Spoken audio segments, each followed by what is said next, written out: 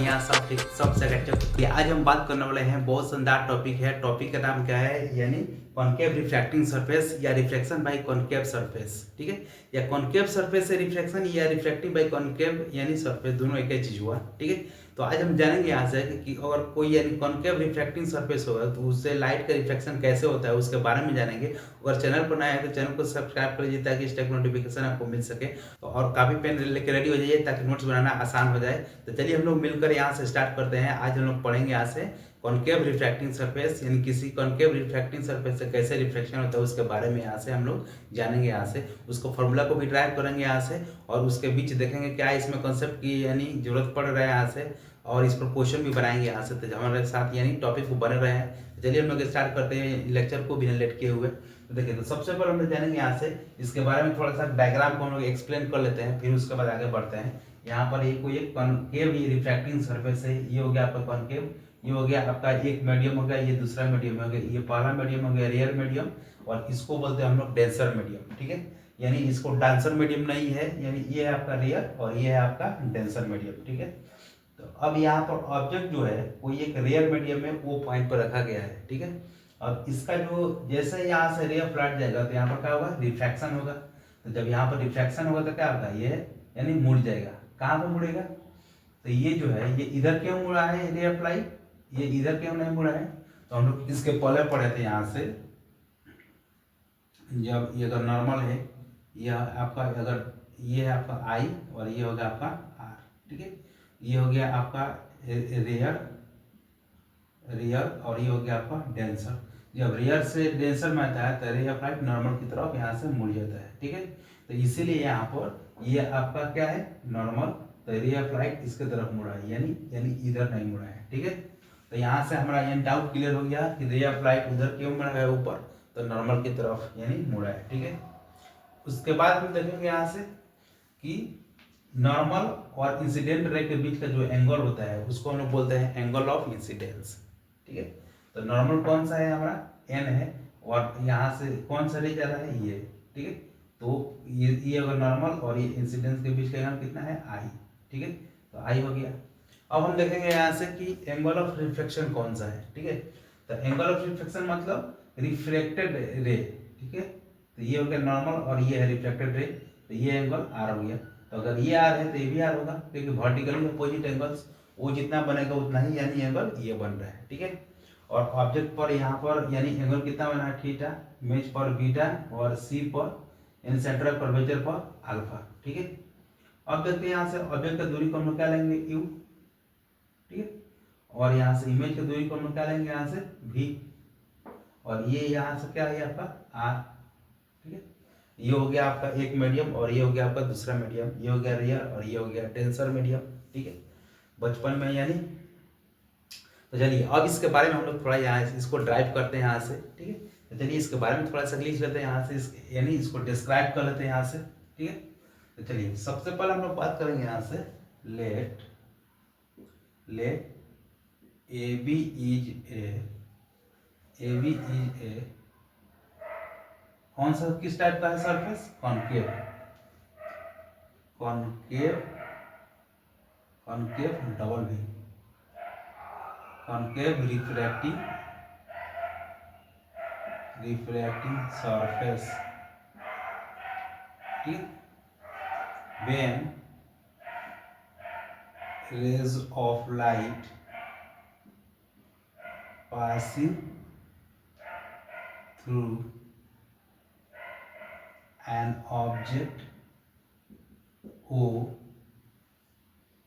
then its image will be found at I। तो ये हो गया आपका रियर मीडियम में ऑब्जेक्ट है, रिफ्रैक्शन यहाँ पर हो रहा है इस पॉइंट पर, इसका इमेज कहाँ बन रहा है, आई पर। ठीक है, तो अब हम लोग यहाँ से एक नॉर्मल यहाँ से यहाँ पर एक ड्रॉ करेंगे, यहाँ से यहाँ से यहाँ से। ठीक है, इस पी पॉइंट को यहाँ पर पी लिख देते हैं, यहाँ पर कुछ नाम दे देते हैं, यहाँ पर इसको एम दे देते हैं, नहीं ए बी, ठीक है एम है। चलिए अब हम बात करते हैं यहाँ से कि यहाँ पर बहुत सा ट्रायंगल दिखाई दे रहा है, ठीक है, लेकिन हमको जरूरत क्या है, कौन सा ट्रायंगल हमको जरूरत है, तो ट्रायंगल अल्फा बीटा थीटा जो एंगल दिया है उसी ट्रायंगल का हमको जरूरत है, ठीक है। तो चलिए हम लोग यहाँ से ले लेते हैं। तो नाउ इन ट्रायंगल कौन कौन सा, OSM, ठीक है, OSM और अवेसम। चलिए उसके बाद हम देखते हैं यहाँ से OSM में कि बड़ा ट्रायंगल बन रहा है, ठीक है, और हम लोग इसमें टोटल ये एंगल कितना हो रहा है यहाँ से, और एक और ट्रायंगल देखते हैं, ट्रायंगल OSC में ये O है, ये S है और ये C है, तो ये एंगल कितना है, अल्फा बाहर है, और ये पूरा एंगल कितना है, ये पूरा एंगल I है, ठीक है, I, तो alpha equal to I plus theta, ठीक है, तो alpha equal to I plus theta, यानी ये एक्सटीरियर एंगल क्या आता है, सम ऑफ दो यानी इंटीरियर एंगल्स, तो यानी alpha equal to I plus theta. तो यहाँ से हम लोग आई निकाल लेंगे, कितना जाएगा, अल्फा माइनस थीटा, इसको फर्स्ट इक्वेशन मान लेते हैं। बहुत खूब, बहुत सुंदर, अति सुंदर। अब हम आगे बढ़ते हैं, उसके बाद देखेंगे हम लोग, ये है आर और ये है बीटा, ठीक है, आर बीटा और ये है आपका अल्फा, ठीक है, यानी ट्रायंगल ISC, तो यानी ये कितना है, alpha equal to beta plus R, इसीलिए आर बराबर कितना आ गया, अल्फा माइनस बीटा, ठीक है, सेकेंड इक्वेशन। अब उसके बाद हम लोग क्या करेंगे, यहाँ से स्नेल्स लॉ लगाएंगे, यानी ये जो सरफेस APB जो दिया रिफ्रैक्टिंग सरफेस वहां पर, यानी now applying Snell's law at APB, तो क्या होता है Snell's law, sine I upon sine R equal to, यानी sine I upon sine R equal to N1 से N2 में एंटर कर रहा है, तो क्या आ जाएगा, यहाँ से एंटर किस में कर रहा है, 2 में, तो N21, इसको हम लोग क्या लिख सकते हैं यहाँ पर, ये sine I upon sine R equal to N2 by N1, इसीलिए इसको हम लोग क्या लिख सकते हैं, N1 sine R equal to N2 sine R, ठीक है, बहुत अच्छा। N1 यहाँ पे लिख लेते हैं, यहाँ से N1 sine I equal to N2 sine R, ठीक है, ये हमारा इक्वेशन है। अब इसमें क्या करेंगे हम लोग, देखिए यहाँ से कि अगर ये जितना बड़ा अगर कॉन्केव रिफ्रैक्टिंग सरफेस होगा उतना ही बड़ा R सब एंगल क्या देगा, बढ़ते जाएगा, रे ऑफ लाइट बढ़ेगा तो सब एंगल क्या देगा, बढ़ते जाएगा। यहाँ से देखिए अगर ये बड़ा होगा तो क्या होगा, ये और बड़ा होगा, तो ये बढ़ते जाएगा। अगर ये अपर्चर अगर छोटा हो जाएगा कॉन्केव यानी रिफ्रैक्टिंग सरफेस, तो ये सब पॉइंट क्या जाएगा, पास चला जाएगा, और एंगल भी थीटा बीटा अल्फा जितना भी है सब क्या जाएगा, छोटा हो जाएगा, और ये एम पॉइंट जो है वो काफी पी के पास चला जाएगा, ठीक है। तो उसको थोड़ा सा लिख लेते हैं यहाँ से, इफ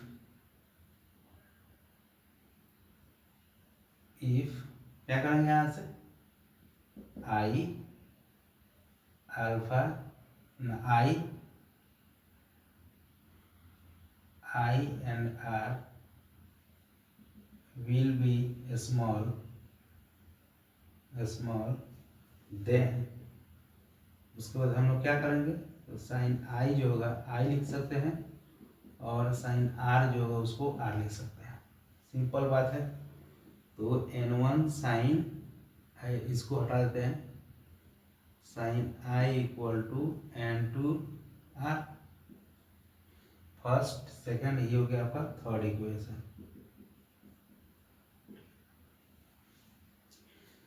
अब फर्स्ट और सेकंड का मान इसमें थर्ड में रखने को, यानी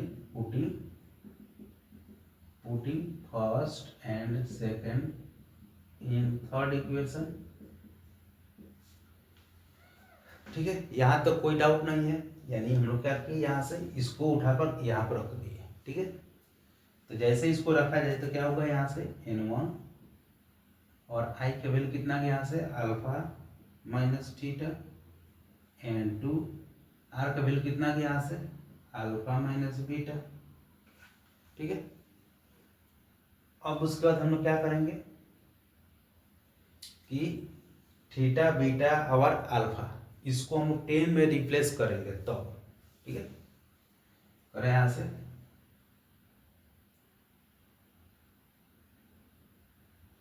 वी कैन रिप्लेस इसको alpha theta and beta into 10। मतलब कहने का मतलब क्या हो गया, 10 थीटा 10 बीटा और 10 अल्फा। ठीक है, इसमें रख दिया जाए तो क्या हो गया, यहाँ से n1 10 alpha minus 10 theta equal to n2 10 alpha minus 10 beta. ठीक है, यहाँ तक कोई धांधली नहीं, यहाँ तक सब ठीक, सब बढ़िया। अब आगे बढ़ते हैं, आगे हमारे साथ जुड़े रहिए। ठीक है, इसको मिटाते हैं। चलिए, अब देखिए यहाँ से क्या हुआ, इसको एक बार रिपीट कर देते हैं। यहाँ से n1 10 alpha minus 10 theta equal to n2 10 alpha minus 10 beta. क्योंकि अब यहाँ से 10 थीटा बीटा और अल्फा का मान इसमें रख देते हैं। 10 थीटा इक्वल टू क्या आता है p बाई बी, तो परपेंडिकुलर क्या आ जाएगा एस एम, अब बेस कितना आ जाएगा ओ एम, और क्या आ जाएगा 10 अल्फा इक्वल टू क्या आ जाएगा p by B S M by C M, और 10 बीटा इक्वल टू कितना जाएगा p by B S M by M I. यहाँ तक कहानी बिल्कुल सच्चा है, बिल्कुल सही है। फिर आगे हम लोग पढ़ते हैं यहाँ से। ठीक है, अब देखिए यहाँ पर क्या मोड़ आएगा, तो ये हम बोले थे कि एम पॉइंट पी के पास चला जाएगा।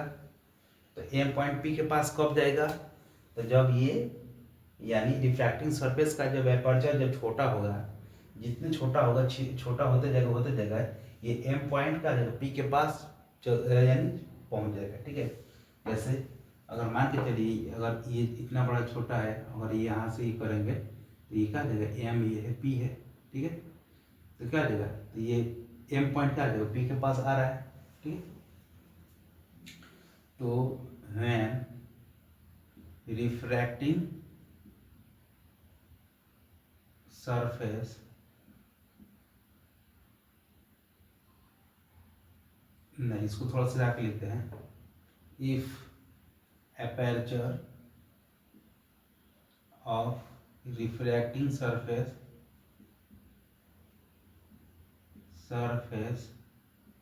become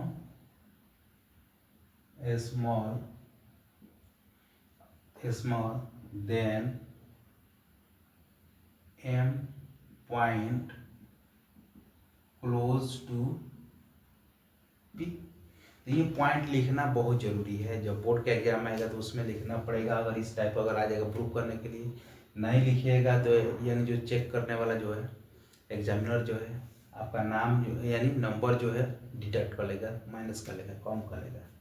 वो सब जानता है, लेकिन वो जानना चाहता है कि आप इसका रीजन आपको आता है या नहीं।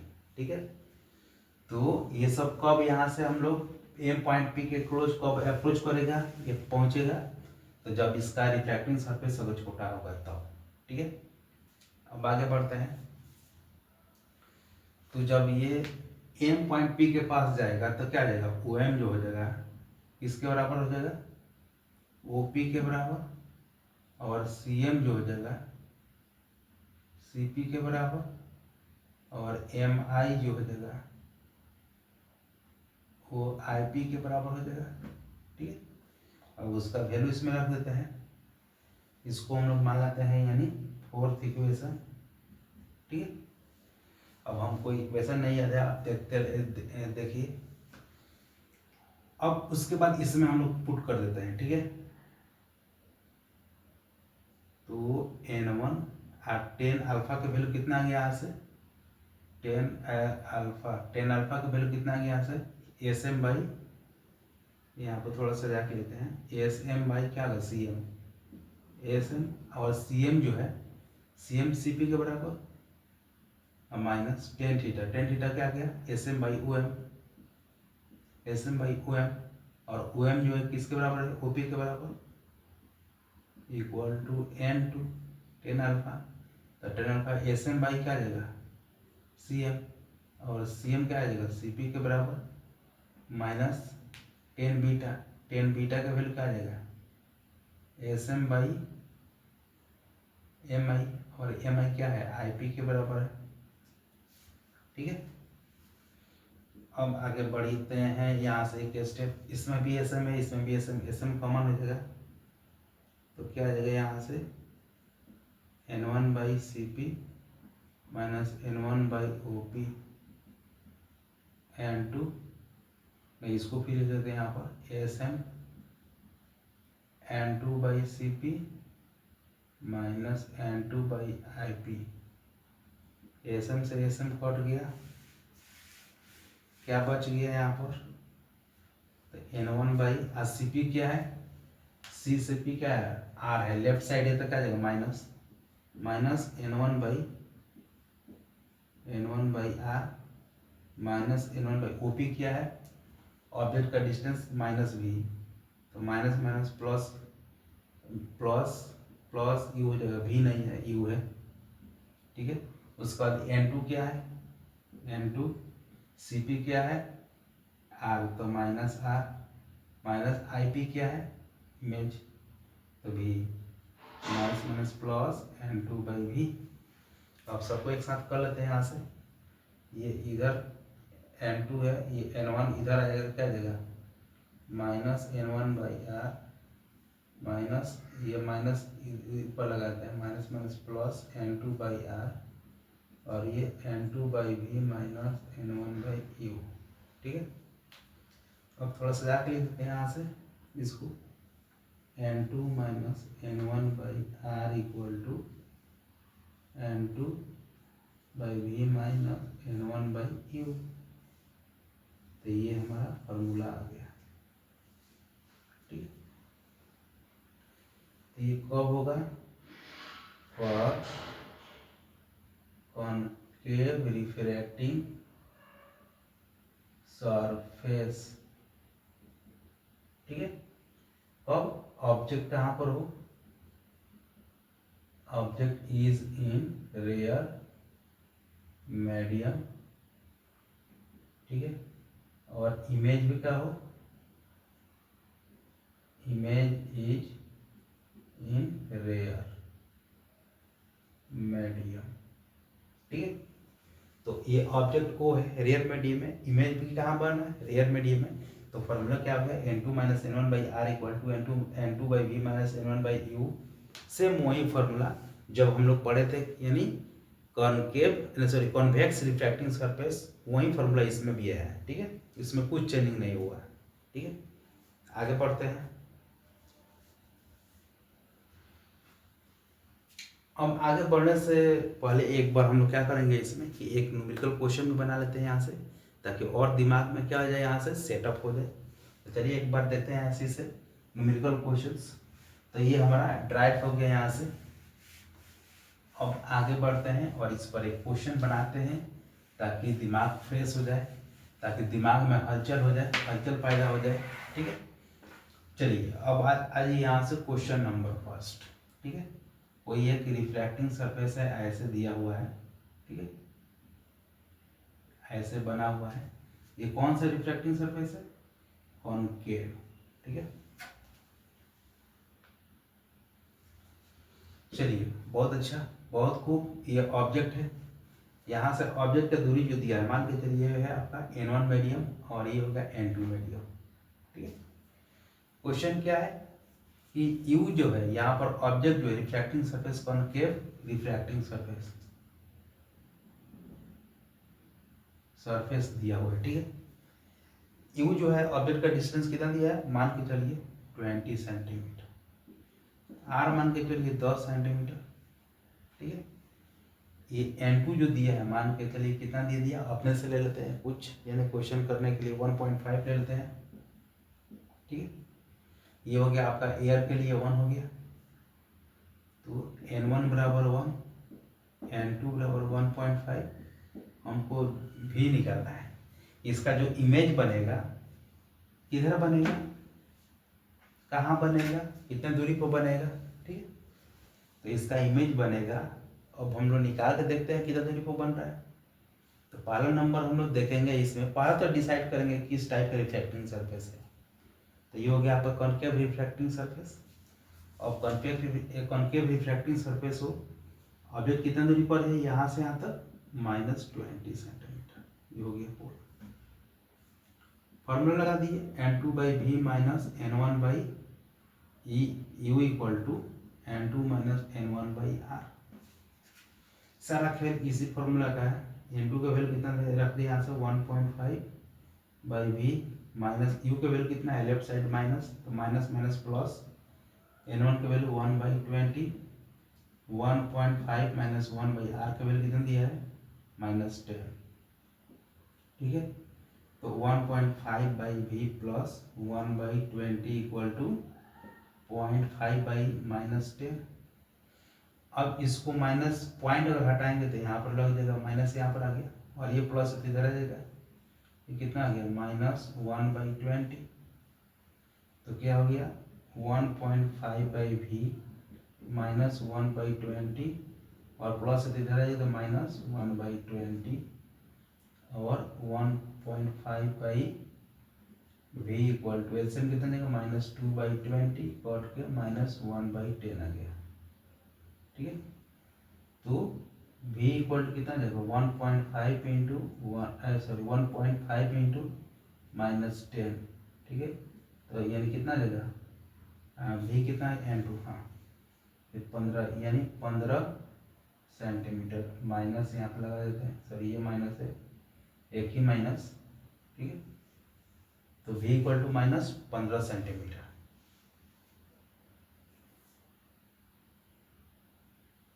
ठीक, तो ये जो इमेज जो बनेगा इधर कहीं 15 सेंटीमीटर पर बनेगा। ठीक है, ऑब्जेक्ट और पोल के बीच में। ठीक है, तो ये जो आज हम लोग पढ़े यहाँ से कॉनकेव, यानी कॉनकेव रिफ्रैक्टिंग सरफेस, उस पर बेस्ड यानी जो हमारा फॉर्मूला भी ड्राइव हो गया, और इस पर यानी कुछ हम लोग एक क्वेश्चन भी बना लिए यहाँ से।